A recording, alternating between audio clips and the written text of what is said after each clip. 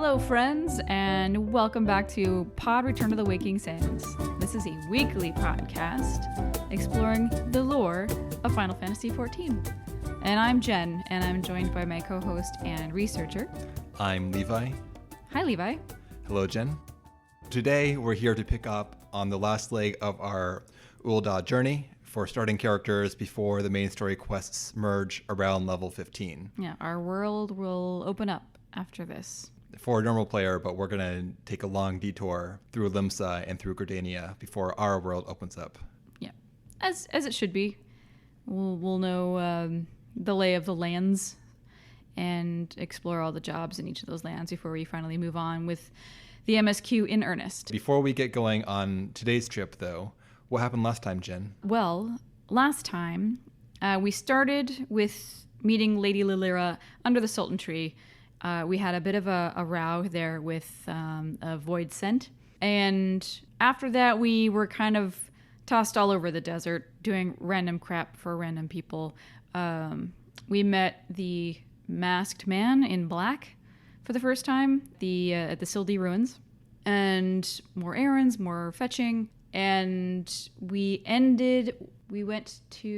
our Brassblade employer, Fufalupa. Right, we met Fufalupa. He's in Horizon. He wanted us to check on one of his couriers. So we found his courier, picked up the letter, and we were to deliver it to Leofric in Lost Hope, which is a little outpost. Where we are today. Yeah, so we're picking up at Lost Hope. Excellent. Thank you. You're welcome. Do I get a Benny for that, or you can take a Gen point? All right, I'll take a Gen point. Gen points, that seems pretty... Last time, to be honest, it started very strong with that cutscene with the Sultan Tree, which is a big moment for the Ul'dah Questline. But beyond that, it really hits a big lull in the action there. It's a ramp up. You do one quest for one person, get bounced around repeatedly for a long time. And I was a bit nervous, it having been a long time since we last played through the Ul'dah quests. Yeah. I was nervous about this episode 2 being pretty boring, but actually it picks up with an actual real story pretty soon. So look forward to that. Definitely. Like Jim was saying, we pick up this time with us arriving in Lost Hope. And Lost Hope is a refugee camp out in central Thanalan. Things are pretty bleak here. The dwellings are all just ramshackle tents or blankets snaked out on poles. Everyone you talk to there is deeply pessimistic. They have no hope, appropriate for the name, and they are just trying to get by. Food is scarce. And so are opportunities, and especially Gil. This is where you send the brass blades to wither away into obscurity. Yeah, this is their early retirement, quote unquote. Yeah. And Leofric is one of these brass blades, as he's been sent here. A seemingly honorable man, a captain, in fact. He's our contact right now. We are supposed to deliver this letter from Fufalupa to Leofric here. He doesn't have the whole uniform on anymore, so he doesn't have the face mask. He's got like shoulder length blonde hair, like center part, like a young guy, decent enough looking dude. And we find him moping by the fire pit. He's actually really close to the fire pit.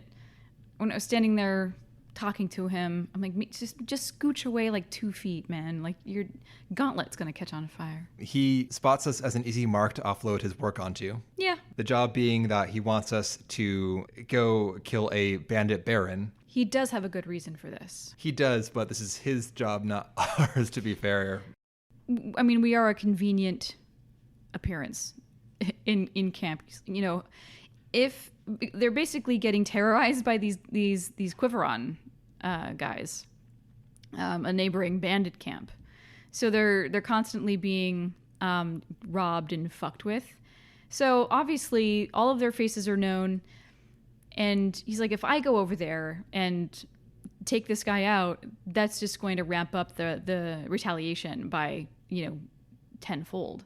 So if you go and deal with this guy, then all of us here at the Lost Hope can say, we can have plausible deniability about our involvement. So I think that's a valid reason. It's also funny that the two of us in game showed up at this quest at the same time and we're wearing the exact same outfit. It's weird. Oh, of course. A little immersion breaking. We have very few options at this point. I know. Actually, I look a lot better than I did with my slop shirt, my slop pants, and of course the pants don't go all the way down, so you look like you're wearing ill-fitting clothing, and then the I don't know what sort of top it is, but there's like a paunch on the front. Yep. And you just look like a total slob. The armor does not look good until 50 in this game, gotta say. You get that special set of, like, it's the, what is it called? Oh, the training. Was it like the brand new or? I think, the brand new set looks good. It does. That was my favorite thing. Back when I first started the game last year as a thaumaturge, you go through the like, I'm a new person, and you come out with this really sweet looking gear. I'm like, oh, I look like a real player now. I wore it for a long time. It's really good armor too. It'll carry you quite a ways over any quest rewards, actually, which is a plus and a minus, honestly. And then to reach the manse, we follow a dirt path up a rocky bluff. There are a few non-hostile critters up there. Yeah, we got some cactuars there. It was the first time I had seen a cactuar. It's kind of a bummer, actually. The cactuars in this game are not very tough. Like, they're just like speed bumps if you're so inclined. They're cool, though. I think these low-level ones, though, before you get to the big guy in Southern Thanalan, theirs is 100 needles and not 1,000 needles. Oh, I see. So it's totally survivable. Of course. Anyway. There is one good implementation of cactuars in a dungeon, which we'll get to much later. It's hard to take them seriously. They look like, like a child pretending to be a tree. They're so cute. And it's a problem because I don't like killing them. Same with the Kakirans. When they die, they make the most. It's the saddest noise. It's like cute and almost cheerful, but it's very sad. Oh, I feel bad. Well, anyway, those are sentient creatures you're killing there. Well, yeah, it's fine. It's a video game, Jen. It's fine. It's true. That is definitely true. Oh my god, this is not real life. So speaking of killing sentients, we head up this path here to the manse, and we find a handful of bandits around this little shack. And we can find the leader and beat him up, no problem. Yeah, this was, I think I was mildly over-leveled for this quest because I had been going around doing like every side quest I could find and all my hunter log shit. So... I mean, even so, it's hard to have this be a challenge for you. This is not a difficult endeavor. So you walk through all the guards and stuff and you kill them. And then there's a little guy sitting on his butt in front of the fire. And he's just like rocking back and forth, just vibing in front of the fireplace, right at the doorstep of where the Baron is apparently shacking up. That's probably not the right term. No, it's literally a shack. He is shacking up. I'm committing. And he walks out, and he's a thaumaturge, and so you battle him. It takes not very much time at all. Literally, I'm fighting him on the steps, and 3 feet behind me is my little fireplace vibing dude who pays no attention. So I go in, kill the Baron, and I leave. Yeah, and he's still just rocking there. I'm like, it's good. It's like, it's not your business, right? There's also a side quest we can do here. It's to locate and loot some Nashikite. Yeah. From that arrived here from some unknown source. It's very suspicious because Nashikite is rare and it's extremely expensive. Well, normally these side quests have no bearing whatsoever on anything else, but in this case, it's actually some foreshadowing. Yeah. So note that. And also, I mean, when you hear the word Nashikite, you're going to remember that little Copperbell mine quest that you had not too long ago, where you had to go in and retrieve the guy's stuff because the goblins came in and there was like a thing going down in the mines. They didn't want to talk about it. It's weird, though, because these side quests rarely ever relate to the main story quest, but these little groups here actually tie together in a surprising way. Yeah. So we go back to Leofric, and we tell him the job's done, and he sends us back to Fufulupa in Horizon. We are bringing Fufulupa this antique dagger that gets passed down from brass blade captain to brass blade captain. It's like an heirloom. Leofric is, feeling a little down on himself because of where he has been reassigned. And there isn't much good he can do out at Lost Hope. And so he has tremendous respect for Fufulupa, and he wants to, give it to him for safekeeping, as a token of, hey man, I think you're great. Here's my dagger. When we get to Horizon, Fufulupa seems taken aback by this gift. He's like, I'm not worthy of this dagger. Fufulupa is too pure for this world, I think. He's too pure for the brass blades, for sure. That's for sure. He's the last honorable brass blade aside from Leofric, pretty much. He keeps us busy, though. Our next job here is to go down to the footfalls and to guard some thaumaturges who are out on a relic-seeking expedition. The footfalls are so named because they sit much lower than the rest of western Thanalan. It's reputed that a race of angry giants trampled this place in ages past. To get there, we head down this long brick tunnel with a cargo elevator. It's got like a mechanically operated platform that goes up and down the sloping tunnel. I love that detail so much.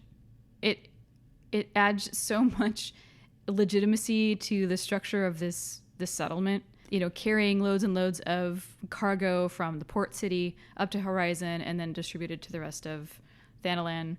Oh, we also get a lot in the footfalls too, because the footfalls themselves are this sunken area that has like these big rocky columns and like overhanging like rocky bluffs above it. And it's covered in shallow water and like all sorts of aquatic and amphibious creatures there. But there are patches of rocky, dry ground, and between them there are these stone footbridges that run all the way west to Vesper Bay.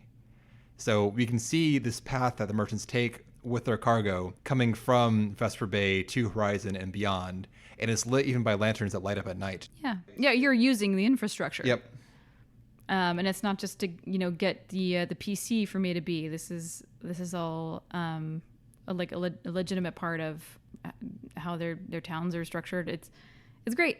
Yeah. So the area also has these stone, like these cut stone arches and pillars as well. These ruins of past civilization here, and there's a massive statue of a robed figure buried up to its chest in the mud. And this is the Silent King, for which this area is named. This area once contained more ruins, but it's been scavenged as building materials. Right. Just a general cleaning up and rebuilding after the calamity. It's a really beautiful area, though. It is, I agree. Yeah. And we head down this path, and we find the thaumaturges climbing all over the statue. Doing their stuff. Yep. Looking for relics, doing a little research, maybe taking some etheric readings. Who knows? But unfortunately, the brass blade who's there to oversee the operation, who we're supposed to help, is like, no, we're good. And he just sends us on our way immediately. Very dismissive, which immediately seems suspicious. Like, look, we got a thing going here. You weren't invited. This is, of course, Fufalupa sent you. So the fact that they're like annoyed that Fufalupa got involved makes me think that they hate the goody two shoes over there, because they're doing something. I don't know. That's just the vibe I got. This is Totaruna, another Lala brass blade. She thinks we're meddling, like you said, and we're get off on an errand to keep us busy. We're here to now help a Captain Baldwin and planning a party for the thaumaturges. Yeah, go get some fish for the party. Make sure there's fish for the party. It sounds like an attempt to ingratiate the captain with the guild. Yeah, it's actually kind of weird. Like the breastblades are simply there to protect the thaumaturges while they do their work. That seems like a totally reasonable situation. But then after the fact, we're doing this big banquet. I don't know, it's weird. Yeah, anyway, we have to go fetch the fish. And to do this, we go down to Crescent Cove. This is an obviously out-of-the-way destination, as the footbridges down here are just ramshackle wooden footbridges. The planks are mismatched. They're not well kept. They're much shallower than the stone ones going to Vesper Bay. Yeah, this is a fishing town that has seen better days. The calamity actually is what changed things for Crescent Cove, as apparently it destroyed the population of fish. Yeah, they struggle. So, if there's any sort of change in weather or the disposition of the seas, she giveth, she taketh. Crescent Cove is just a collection of wooden buildings perched over the ocean, essentially, on rocky cliffs. They have a decent little deck situation. Docks? Thank you. Yeah, I think the docks are actually well done. Deck of the sea. The front porch of the sea. It's the deck of the sea. I think they're well built. This is where you find the ferry to the Silver Bazaar, FYI. Not that you're going to ever use it. Yeah, apparently. Maybe someone cooked it up as an idea to make some money, but we have all these people I will to say and that from the Silver Bazaar, also a notable place that's bustling and prosperous. Yeah. It's $40 for the ferry, which I thought was a little steep. So, I mean, obviously there is still commerce going on here. There are, fishing nets up, and there are people who live here. They spend their whole lives working the ocean. And some of the side quests in this area too are like, can you help me get all the flotsam out of my nets? And you're helping the fishwife clean up stuff for her man. and cleaning up some debris off the docks. And these are very, as far as little fetch quests go, these are the fetchiest. They're just, it's such a micro quest. It's so specific to that. I don't know. I thought really I'm literally walking. It's peak filler, but our contact here, Raf, is concerned about this delivery. Having to go fish up these fish for this banquet, given all their hard times, but he'll do his best. He seemed nervous as soon as you said, I'm looking for Captain Baldwin's fish. There was some stuttering involved, so it seemed that immediately he was nervous. Like this was kind of a big deal. Like if Captain Baldwin asks for fish, you better fucking give him fish. It's true. And the quest ends. Like we stop there, we turn in. He's like, okay, I'll do it, and then it stops. And there's no next quests for the MSQ. You gotta walk around and look for it. And what happens though is that you're walking around like, okay, so I just did that. Now what? Next quest comes from these two people talking a short distance away at the next dock, the next pier over. Yep. Yeah. And the way it articulates is that you show up and you're actually eavesdropping on them essentially as you approach. So you walk over there and you hear them talking to each other, not to us, about these goings on. Mm-hmm. And of course, Fufulupa is here as well. He's come to check on us to make sure we are doing our job correctly. He has this face paint. I don't know if it's face paint. It's probably face paint, but these little pink circles on each cheek. That's his war paint. And it just adds to the level of innocence and naivete. Oh shit. So we and Fufulupa overhear this conversation between these two villagers. And they're saying something about there's apparently some sort of shady transfer of the Nashikite from the Copperbell mines to the Quiveron Manse.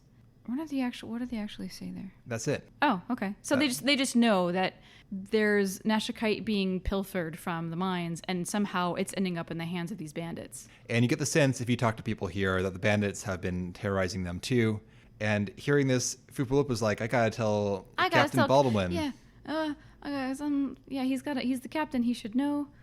And just bless his heart. When these villagers overhear Fufulupa exclaiming and running off, I'm going to Captain Baldwin, bye! And he runs away. And they're like, oh, wait. Fuck. Actually, Captain Baldwin's in on it, is what they tell us. He's the guy orchestrating this whole thing. Shit!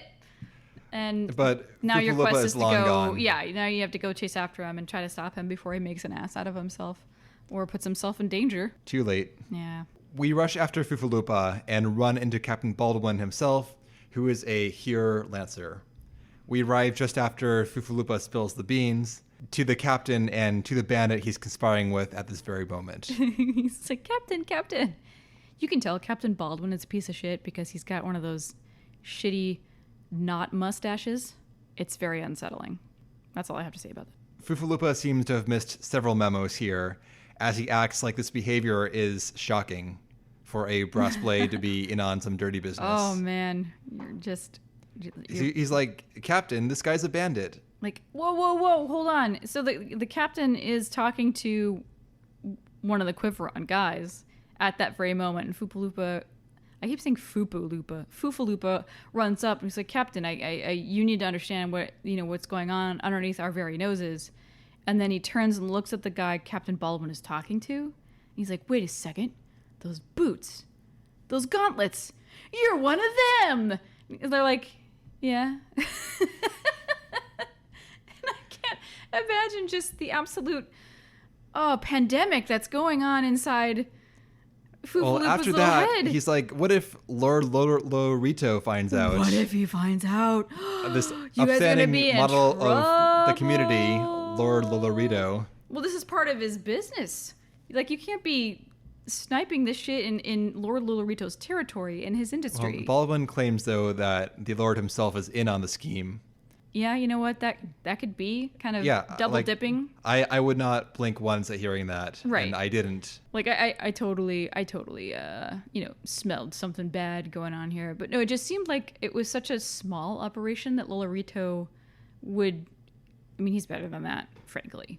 And also, it turns out the bandit here is Baron von Quiveron IV, Esquire, Oh, the shit. brother to number 3 we just killed. Yeah, okay. Well, And he recognizes us and wants some revenge. we gonna fight. We are gunfight. So we're on now to another solo instance. We join up with Fufulupa to take on the captain, the baron, and the nearby brass blades. Here we go. This is kind of interesting. It's not hard, but this gives you a matchup with a caster, a melee fighter, and 2 archers. I thought it was. I mean, it wasn't clear to me that you have to start. It was just, defeat.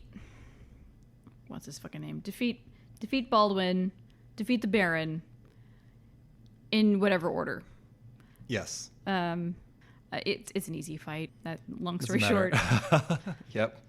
And when we subdue them, Leofric has come as well. I'm not really sure why he's here. Regardless, he shows up. Yeah. And he's been doing some investigating as well. And it seems like Baldwin is running a side op and name-dropping Lolorito only. He's not actually working for... Aha! Doing crime on behalf of Lord Lolorito, no problem. Doing crime and pinning on him without giving him a cut, big problem. Huge problem. So Baldwin fucked up, and he's going to go to jail for his crimes against capitalism. It's the worst jail of all. We keep on investigating the dealings of Captain Baldwin, and we're tasked on checking in on a sealed letter between the captain and an Owen, who we don't know yet. We do learn, though, that Owen is one of the Sultansworn, the Sultana's personal guard. We're not sure why he and Baldwin were corresponding. This is troublesome because apparently the Sultansworn are essentially incorruptible. So the fact that there is this apparent correspondence between Baldwin, who's a piece of shit, and Owen, this has terrible implications. We don't know what's in the letter. We obviously this is very concerning, but we don't know how to take this. So Fufulupa basically says, this is kind of outside my pay grade. I suggest you go to Momodi Mommy in the quicksand. She's very familiar with the Sultansworn. She'll be able to give you a better idea of how to approach this. Are we going to open it? What are we going to do? So that's what we do. Right. Momodi gives us a recap of the Ul'dah story in case you missed our first Ul'dah episode. She tells you all about the balance of power between the Sultana and the Syndicate, which is none and all, respectively. Right. So she's the monarch, not necessarily in name only. She does still have some power there, and she has the people behind her. Yep. And so it's her versus the monetarists. However, the Sultana's crown has been stolen. This is a highly symbolic artifact, and without it, Momodi's concerned that the people of Ul'dah might feel like the Sultana betrayed her. Yeah, it speaks to a number of things. So, like, I guess, lacks in keeping the crown safe. The crown is the symbol of her reign and her birthright, and to have it stolen would be, I think a lot of people of Ul'dah would kind of lose faith in the monarchy at that point. Yep. It's that big of a symbol, and it's that important to the Sultanate. And this also gives us a clue as to what Lady Lilira was concerned about over by the Sultan tree last time, because she was worried about some unknown thing that has gone missing. Now we know there's a crown missing. It's not too hard to put these together, that this is the item in question. So we go talk to Owen himself and get the facts. He's in the Sultansworn's headquarters up in the upper portion of Ul'dah. This is next to the Chamber of Rule. I found it very hard to get here the first time. You would think the entrance to the heart of the Sworn would have a little bit more fanfare. We confront Owen with all the other Sultansworn looking on. These guys are all armored up, either with their silver armor with the gold trim, or some are wearing like white tunics with blue accents. Owen is a young-looking Cure with short white hair. Very young-looking, actually. We pass on this letter from Baldwin, and nobody's opened this letter. It's a sealed envelope from Baldwin to Owen, and nobody has thought to open this and look at it. No, we didn't. Nobody wanted to get in the middle of this shit. Well, even like Momodi might want to maybe check the details. So, I mean, she had more familiarity with Owen and the Sultansworn in general. So I think at that point she felt like it would be safe to hand it to Owen, the actual recipient of the letter, and have him open it And that would be like a safe thing to do. Like, great. Momodi says it's cool, then it's cool. That's fair. Now that we're there, though, they open the note, and it's a ransom note. It's a note addressed Classic. from Baldwin to Owen. Which is really shitty of him. Like, he's sending the ransom letter to the guy that was supposed to watch the thing. Owen, though, says he'd rather pay the ransom and get the crown back than suffer the consequences of having lost the crown 100%. and having it be absent. I mean, there's really no option here. I mean, he's got to get it done. And it's not like he's in a position to negotiate. Or maybe he could be. As we'll see in a minute, this whatever. was not a good idea. We've got to keep the narrative going, so this is how it is. It is how it is. He ropes us into it. It doesn't really articulate very well because we have all the guys in this room looking at us, but it's actually like a side conversation between us and him, as nobody else but us and Owen go out to meet the ransomers. He says that the Baldwin's guys, they want him to come alone. So just him asking us is already kind of risky. So we go to Central Thanalan. We head east to the Clutch to meet the ransomers. This is a high-walled valley that goes out towards Gordania. We descend down to the Unholy Air, which is a weird bulbous rock formation with a narrow base. And it's said that this was a piece of the moon Dalamud, or possibly an egg that was laid by Bahamut that will someday hatch. Around the base, though, it's just like a shallow basin full of water moat, and giant toads. A moat around the dragon egg. We meet the thieves led by a big Highlander named Garibald. As we watch, Owen pays the thief, tossing him a pouch of something. Garibald gives us an exposition, saying, "Oh yeah, thanks. This contains ingredients to remake the traitor's spurn. This is the biological magical weapon that reanimates corpses and was the downfall of Sildee. Great. And we just gave this guy this ingredient so he can make it again." Guys, this is bad. This is real bad. And Owen had no idea what it was he was given, and Garibald's given him such shit. Like, you saw the demands for the ransom, and you were like, I don't know what this is, but you gave it to me anyway, you stupid jerk. And He is a stupid jerk in this case. Yeah, that's real bad. And now, of course, they're going to kill us versus give us the crown because, obviously... Oh, yeah, these are not honorable men. No. So fight we will. Owen draws a sword, and he's like, I'll hold them off, you run away. What a mensch.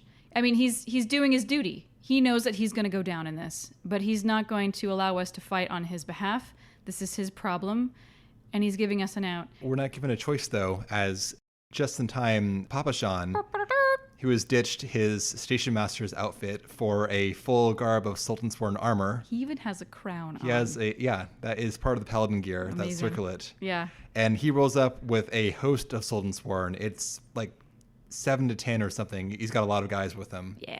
And it turns out he caught Owen sneaking around in the vaults and followed him here to see what's going on. Yep. So Owen thought he was doing his own side deal, but Papa Shan and the Sultan-sworn, they followed us here to make sure things did not go awry. This is a lesson for Owen. Yes. If you find yourself in a pickle here, you need to talk to your organization so that they can help you do things correctly.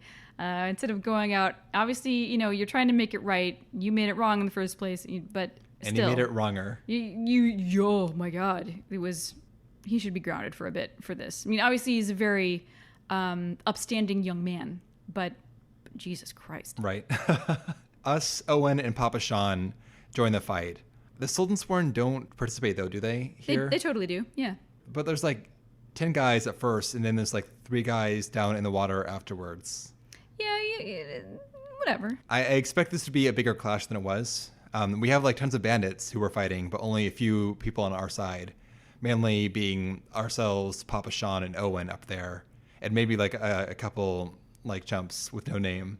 I guess it could have been like a bit more dramatic by upping the body count a little bit to really have that cavalry that showed up be part of the fray. True, because we're dealing with Garibald. Well, he's the main guy in this particular part of the instance, and he's got 4 henchmen total, I think. More come in during the fight too. Of course, and it's still a decent check of your skills at this point, especially if you're a brand new player, as I was.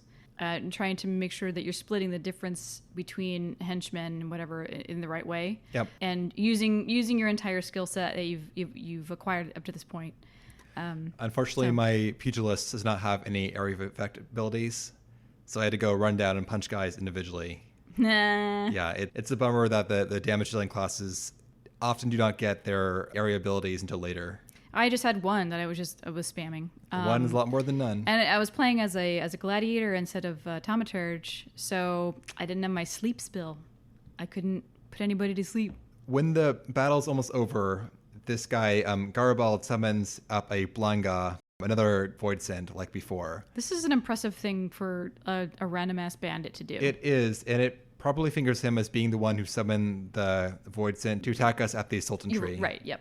After we beat them down, we find the crown's not here, but the Sultan Sworn go and chase the stragglers and are hoping to find their headquarters. Yeah. Yeah. They're like, meet us back in town, we got it covered, and then we're left all alone here. Doo-doo-doo. We catch sight of our masked robe nemesis off in the corner. This guy, wherever there's trouble, there he is. He's here to finish the job that the clay golem did not do earlier. We'll see about that. So he intones a ritual to summon up another void scent.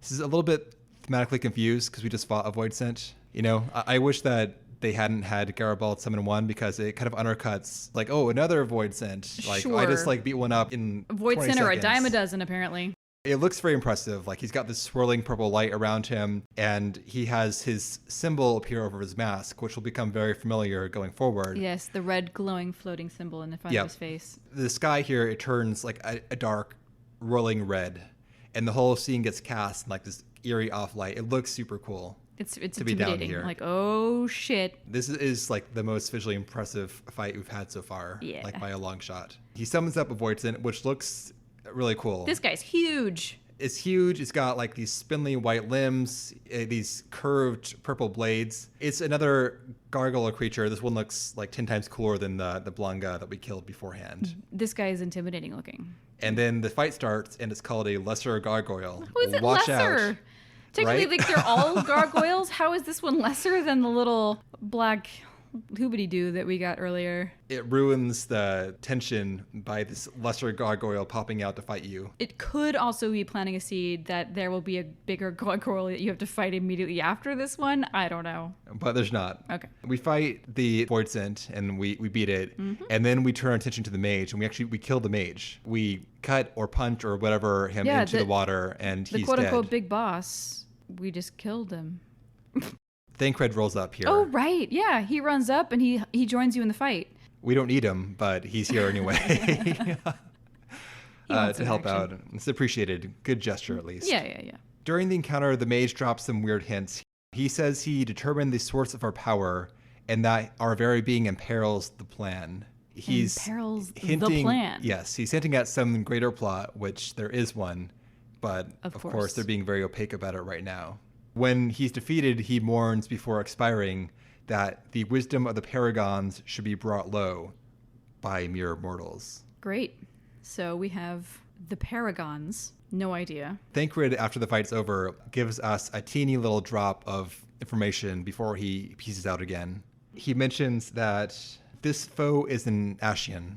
He is a bringer of chaos, aka an Ascian. It's the first time we hear the word Ascian here. Thancred says that he suspected their involvement in our dealings, but didn't have confirmation until now. And he's like, bye. See you later. Yeah. Okay. I guess Like- I'll follow up with you later, Thanks for dropping by. handsome stranger. And once we're left all alone again, this time by this dead mage, we inspect the body and find a dark purple crystal, much like our blue crystal. Same shape, same size. And this one dissipates into dark energy as we watch it. Yep. And that's it. We That's head back to Ul'dah, the day one, and we meet with Owen and Papa Shan amongst all the other Sultan Sworn back in Sultan Sworn HQ. Like Papa Sean was like, yeah, you thought I was just a little train yard guy, didn't you? I didn't Yeah. because he obviously knew a lot back there, but he tells us now that he retired from the force 15 years ago. Oh, that's so cute. And he still fits into his uniform. Yep, Good he's for keeping in him. shape. And as we're being debriefed here, a lady in waiting enters and announces the arrival of the Sultana herself. Oh, shit. Exalted vessel of Nalthal, guardian of Thanalan, 17th ascendant to the throne of Ul'dah, Her Royal Majesty Nanamo Ul Namo presides. So she appears in her full outfit. She's got like a bell-bottom dress going I like on. that you, I just have to pinpoint that you used the term bell-bottomed How would you describe it, Jen? No. I mean, that's extremely apt. Her dress is like a literal bell shape. I'm just saying that because bell bottom is a term for, like pants. I'm aware it's pants too. Yeah. Thanks, Jen. But she's just like a little, I don't even know if there's like a term in like fashion design to describe the shape of this dress. I think we said it. It's a bell-bottom dress. It's a bell, okay? It's a bell-bottom dress. We are gifted the Ul'dahn ring as a sign of gratitude for our service. It's basically like the key to the city. Yes. Yeah. Except not. It's got okay stats. It's like a silver ring with a like opal on it. A black opal, yes. Yep. It has like an stat. You're not going to keep it for very long in terms of your gear. It's just a. However, I still have mine in my glamour dresser. Absolutely. You can't get rid of it. Yes. You earn that shit. It's Same thing for the earrings. We'll see in just a moment. Yeah. Oh my God. And we meet another important person here too. Yes, we do. Oh, this guy. Very exciting. This is Raubahn al-Din. He is the general of the Immortal Flames, and he is the close personal advisor to the Sultana. He's a huge dark-skinned here. Jin is actually arguing with my notes, trying to tell me that he was I thought he was a Rogadin. Rogadin. No, he's just a very large Hewer. He's a very large Hewer. And he's got a mixture of like dark leather armor and exposed flesh, mostly muscle. Yep. A huge pauldron of a bull on his left shoulder, and he's carrying a shield and two swords. Well, I mean, the guy, it's the Bull of Alamigo. But he is, Jesus, this guy is, well, he's hot. Just laid it out there. Yeah. But what presence this guy has? Well, despite their presence, the Sultana's like, Raubahn? please hook these guys up with an invitation to this banquet. So he's being the gopher for the Sultana. Big tough guy over here. Well, he's not necessarily a gopher, but you know, she trusts him with all manner of tasks. Being invited to a banquet as the personal guest of the Sultana for just, we're like just a random adventurer. This is unheard of. What an extreme privilege this is. And Raubahn is clear to express how unique a situation this is. It's and true. I got immediate good vibes from Raubahn. He doesn't have a weird mustache. That probably did it. We get told to go and see Momodi, who's going to give us a crash course in etiquette so we don't embarrass ourselves too much at this banquet. Obviously, we have nothing to wear. Let's talk about these characters first. We have the Sultana Nanamo and Raubahn. These are key characters which we'll see all throughout the MSQ going forward. The Sultana is, for those who do not realize by now, the true identity of the Lady Lilira, who we met by the Sultan Tree. And Lilira is the persona in disguise that the Sultana adopts if she wants to go escape from her supervisors and Right. her minders. This is like Jasmine from Aladdin when she wants to go hang out with the street kids. Right. Nanamo, as a Sultana, she took the throne when she was 5, after her father passed away.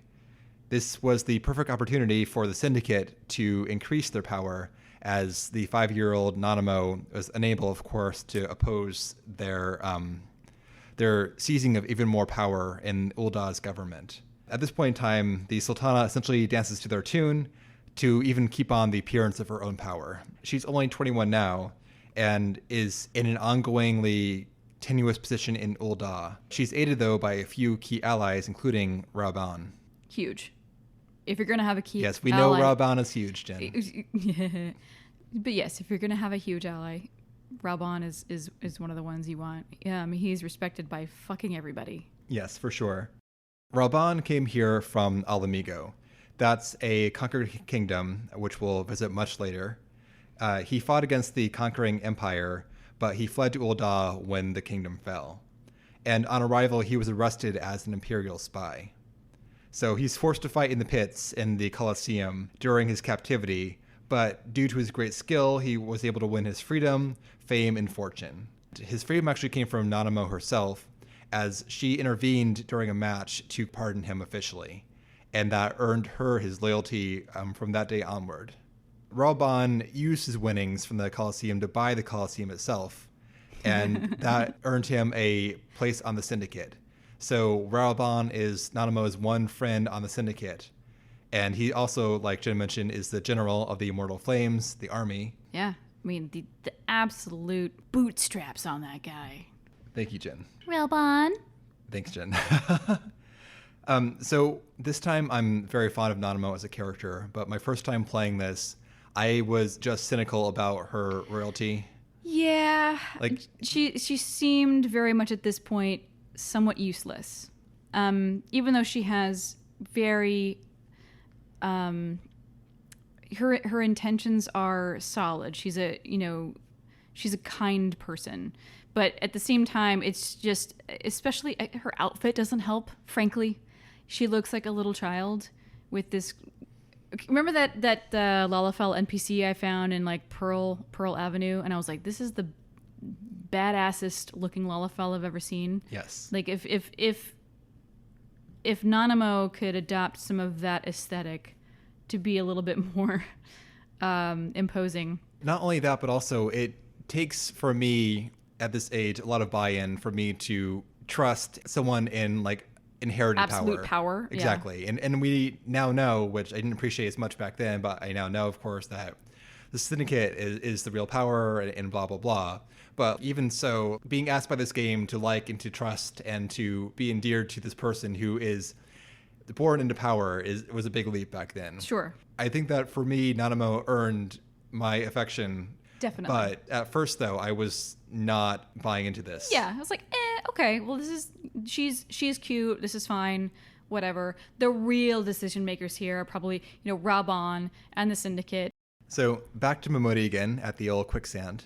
She's got her thumb on the pulse of Ul'dah. She does. She picks up an accent here for like a hot second. Did you notice accent? that? Yeah, her speech gets very like weirdly. This is via text, though. We don't ever hear her voice. No. It suddenly gets extremely like Piratey? dialected. Oh. Almost. I didn't pick that up. Do you have an example? I don't recall what it said, but I just noted it. And this was talking about this is the briefing, the briefing Right. for the She's like, banquet. All you got to know is that there's these earrings that every guest to a banquet gets. They're made for that banquet. They're a sign that the person wearing them is allowed there. So the Sultan Sworn can look at someone and see at a glance, does this person belong, do they not belong, based on them having these earrings. Yes. These earrings for this banquet are silver with purple gemstones hanging from them. These are actually a pair of earrings. I like the single earrings more in general. Do too, yeah. But in this case, it's a pair. It is what it is. It's still a keepsake regardless. Indeed. However, unfortunately, at this point in the game for a new player, this is your only formal wear. And you have your clown suit of like mishmash adventuring gear. My God. You're wearing. I have like this, like the pot helm, that goes over the bridge of your nose, and this leather harness on my torso that is just basically a bra because I'm a female character, and so it's leather covering the boobs, some leather short shorts, and some really intense like hard leather thigh high boots, purple gloves, and you're ready to party. And I've got my just meticulously crafted by the head of the Goldsmiths Guild herself, earrings. If you know where to go, like no one's going to know where to go if you're playing this game for the very first time. Like one, you're dirt poor. You probably burn all your money on like either rides or like chocobo rides or whatever. But I just love the visual. Like the guy who's blown all of his money on gambling and hookers and booze and chocobo rides. Yeah. It's just the floor is littered with cocaine razors and chocobo feathers. Nice. There, you can buy formal wear in Ul'dah, but unless you're being very thorough, you would never catch it. There's no way you can afford it. I mean, you can go and get like the bridesmaid or the bridegroom gear, which would be totally appropriate. But I mean, unless you have 50,000 gil to spend at this point, which is GD impossible. That's unless you've started crafting and selling shit on the marketplace for like a month before you decide to continue on this quest in the MSQ. You can't even sell things yet on the marketplace because you don't unlock retainers for a while. There you go. So unless you have like a sugar daddy / mama, you can't buy up to any gear that looks better than your venturing. You're showing up in your mishmash of crap with your shield on your back and everything. You look the part, but you look out of place for sure in this upcoming banquet. There are some people in this banquet who are wearing maybe more casual merchant garb. It's not like a formal affair, but you are definitely the weirdo. And it gets worse, of course, in just a minute. Sure. Inside the banquet hall, we're hanging out with Papa Sean, and Raubahn hoists the Sultana up on a shoulder to make an announcement. Like a parrot. Yeah. Literally like a parrot. She calls us out directly in front of all these high-ups, thanking us for our service to the crown. They're so happy for us. We're the champion of Ul'dah. I'd be so embarrassed. Just like, kill me now, please. God, could you have loaned me an outfit? Later on, Raubahn is now a wet blanket on the whole affair as he starts talking to us about the power structure of Ul'dah and how the common people are being exploited by the Syndicate and how Nanamo has no power to stop this because the Syndicate controls all. And he's a refugee himself, so he's completely aware of what's going on in the city because he had to scratch his way up from the very bottom. Yep. And so maybe he picked up on the fact that we see this figurehead and we don't understand that there's actual substance. Like she has an actual moral compass and she is beside herself about the plight of the poor in a city and the refugees. There isn't a lot she can do because she has to argue against the Syndicate and it's 6-1 or whatever. I like that he pulled us aside to just give us the lowdown on who she is and what it is that she is trying to do. And he sees us as maybe somebody who would be sympathetic to her. This gets confirmed, though, because during the talk, our little blue crystal, it starts to flash. Ling, ling, ling, ling, ling, and we ling. pull it out to see what the hubbub's about. It's like our cell phone going off. And Raubahn recognizes it. He knows what's going on here. He tells us far more than Thancred or whoever else ever did about this whole situation. Mm-hmm. He asks us if we've had any weird visions or anything similar recently, which, yes, we have. Yep, all the time. This ability is something in common with the heroes that came before us.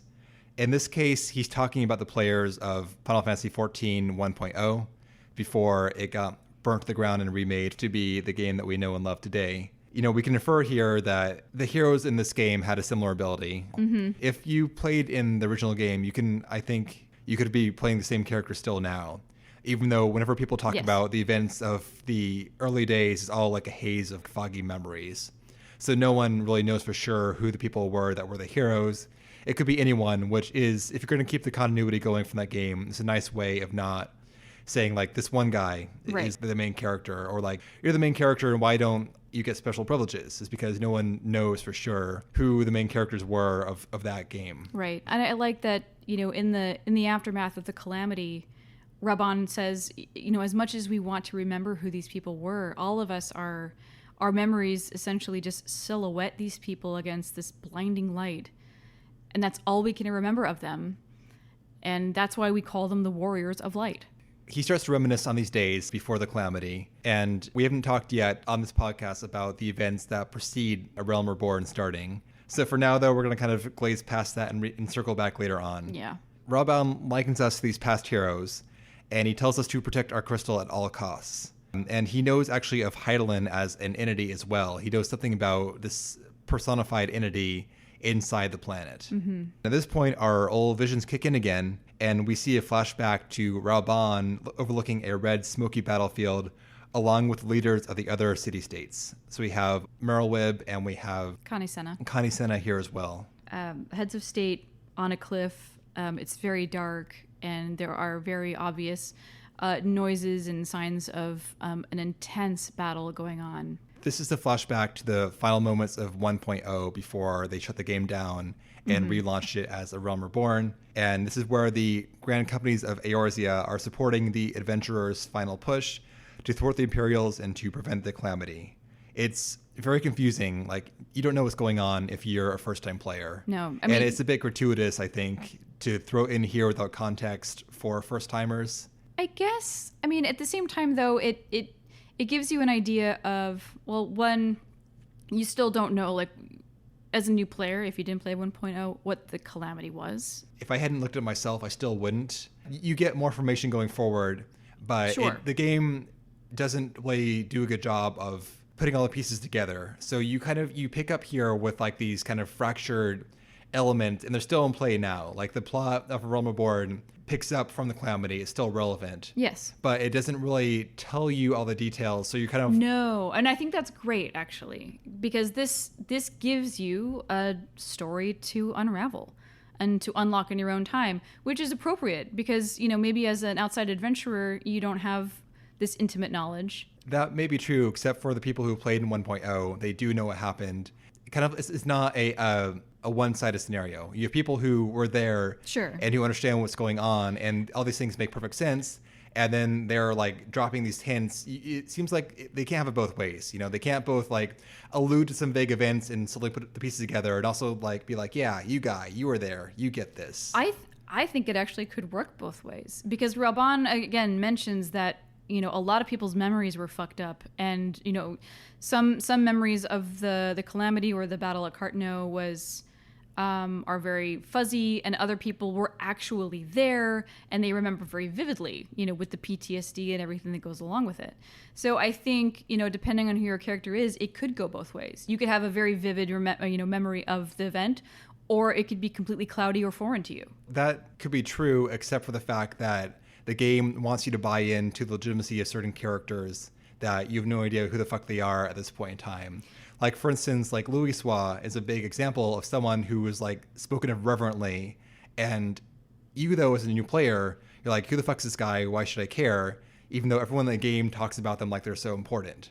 It's like side content that actually explains why everyone cares about him, even though we see the effects of his actions and his family in such intense detail going forward. So you kind of osmose some legitimacy from the game kind of building him up, but it doesn't give you reason to care about him, even though, you know, everyone in the game's like, this guy is so great and he did this great thing. It's an understanding that this was a very important person and you don't necessarily know why. Anyway, to summarize the scene, though, what happens here is that we have these leaders on this cliff top overlooking the battlefield, and they're getting reports in from their different subordinates about how things are going terribly for all their soldiers. And they resolve to pull back from the battlefield and throw all their eggs into one basket, being this pushed by these adventurers and by this person, Louisoix, gonna put all their, you know... He's the Hail Mary, apparently. Yes, Louisoix is the Hail Mary of this effort here. And so they're gonna just like pull back and, you know, regroup and put them all on Louisoix. Sorry, yes. So we see on a distant cliff top, there are two Asians talking. Well, Connie Senna, as they're standing up on the cliff and ordering the retreat of their troops, she looks over and she sees this shadowy figure. And she doesn't know what's going on. You only see the one figure, but then, of course, we zoom in on that cliff and we find that there's two. So we see that there's our friend, the black-masked, black-robed Asian that we have just killed. Yes.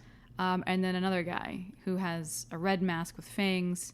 And he's doing the talking in that Asian tongue. They're patting themselves on the back about some plan coming to fruition, which we have no idea what it is. This is more what feels to me like fan service for the 1.0ers. Sure. And then we wake up in the quicksand. Whoops, we passed out. Oh, that's embarrassing. At the banquet. Ugh. Momodi comes in to check on us and tells us to go see Raubahn after we get our wits about us. Raubahn. Thank you. Raubahn's at the Hall of Flames, which is the headquarters of the Immortal Flames Grand Company.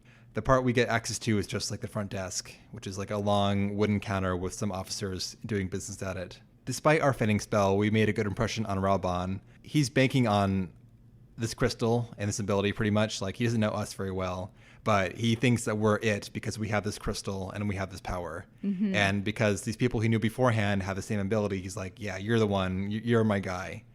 And he appoints us as his personal emissary to go and visit the other grand companies of Eorzea and to gather them together for this. It's a memorial. Yeah, this like memorial. A remembrance service for the 5th anniversary of the calamity, the Battle of Cartno. Yeah, and with this, we get permission to use airships and can travel to the other city-states at last. Finally. And this is where the combined story begins. Me and Jin, we're going to go take a trip now to Limsa Lominsa and go see where that city takes us before it's just going to be like 4 weeks of ERP, I think. Yep. Perfect. Gonna hit up the nightclubs there. Yeah. Well, I mean, we're really we want to explore the full Final Fantasy XIV experience. The full. the light side and the dark side. The full frontal experience. Thank you. Frontal 14 experience. No, thank you. So we're going to take a deep dive here on both Gridania and Limsa before we proceed with the main story quest. But before then, Jen, what do you think? We wrapped up our Ul'dah Questline. Thoughts? We did it. Good stuff. I'm intrigued. I'm invested. Well, for my part, I think that it starts very strong and ends very strong, but there's this sad, terrible middle where you're doing errands for a few hours. It's just like we know from the current content that we can have a compelling storyline throughout. It's just they felt the need to put in like this busy work in the middle to pad out the main story quest a bit. Yeah, I think a lot of this is just, again, getting used to the stuff of the game. You can get used to the stuff, but if you're going to recap that experience, the middle Ul'dah episode experience, it's you run around and talk to a bunch of assholes and kill some shit. And that's like a third by recording time of... Yeah, but I think that's the experience in the other opening cities as well. I don't think it's defensible, even though it is what it is at this point in time. And I think part of the reason why people gripe about ARR before they talk about the other content is that you have to do your time here in kind of going through the chaff before you get to the good stuff. And there's still good stuff here. The storyline is critical to the whole game. Mm-hmm. You can't throw away ARR and just pick up in Heaven's Ward and go from there. Oh, no. Because these characters, these events, they build and build and build until the climax in Endwalker. And it's an amazing story altogether, but unfortunately, it's such a rough start. Yes, and it does go on for quite some time. Yeah, but I mean, even so, there is good stuff. So we've gone from being a random adventurer doing fetch quests around town to now having like the full trust of the general of the Immortal Flames and the advisor to the Sultana. It goes from 0 to 100. Right. I think if you ignore the tutorializing requirement, which I think could be handled better. Yeah, probably. Go from the Sultan Tree scene and jump right into the... With Baldwin and Lost Hope Owen and Leofric and so on. That would be a much better story. That would be... It has a lull, but it's not like dead space. Fair. Thank you. Mm-hmm. I really appreciate these things a lot more now, having played the game entirely, and I'm picking up a lot more on this playthrough than I did beforehand. And the things which were just background noise, like even this cutscene just now with the Battle of Cardano, that actually means something to me now because I understand what's going on. Yeah. Before we begin our Limsa journey, though, we're going to hop over and check out the Pugilist class next time. That's an Ul'dah too, right? Yes, that is the last of the 3 Ul'dah classes. There we go.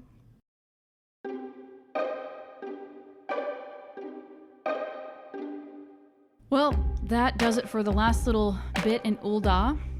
Thank you so much for listening. And if you like us, tell your friends, tell your FC, and we'll see you next week. Raubahn? Nice outro.